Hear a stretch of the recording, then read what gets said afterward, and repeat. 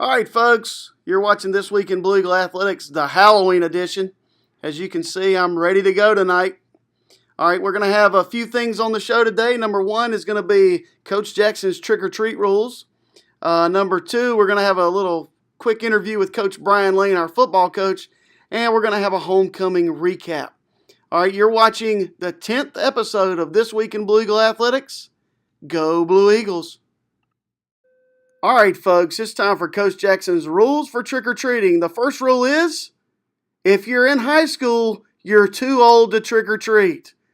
That concludes the rules. Look at the picture, kids trick-or-treating. The only adult in this picture is the person giving out the candy. Be safe, have fun, but remember, let the kids get the candy. Be safe tonight. Happy Halloween. All right, folks, big shout out to our cheerleading team and good luck this weekend in Columbia at the Debbie Rogers Invitational. They're preparing for the state qualifier next Saturday and hopefully the state championship the following Saturday in Columbia. Go Blue Eagle cheerleaders. Now it's time for our interview with head football coach Brian Lane. All right, let's make it. All right, folks, I'm here with Coach Brian Lane, our head football coach. Coach, you just completed your first season in Clover. Tell me a little bit about your experience with Blue Eagle Nation and what do you think about Clover High School? Well, I'm going to tell you what, Clover is really a special place with special traditions, and man, it's been a great atmosphere, especially at the ball games. Never seen the way it was. I counted about 7 RVs parked out at the York game this past year. Man, it was just a crazy atmosphere. Just love our student section, love the support, and just a great community overall.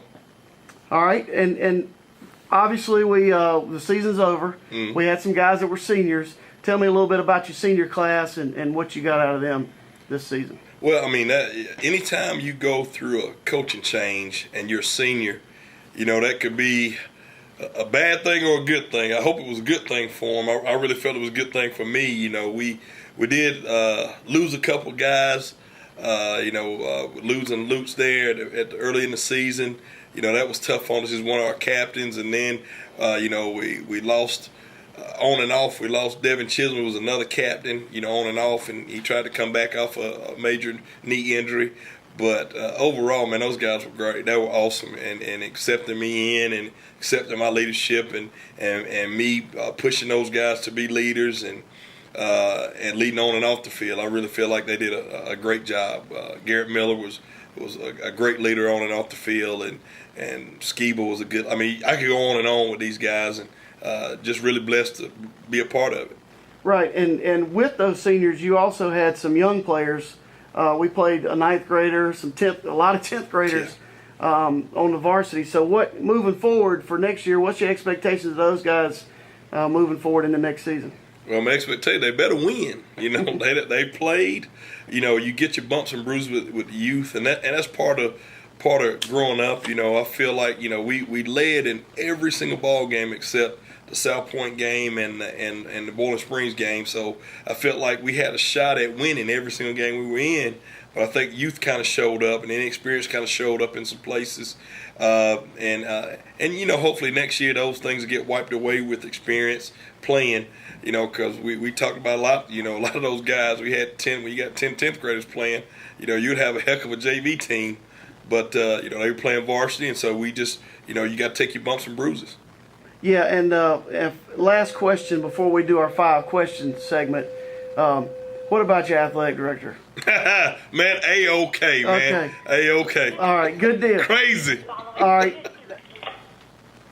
All right, 5 questions in 15 seconds with Coach Brian Lane. You ready, Coach? Yeah, hey.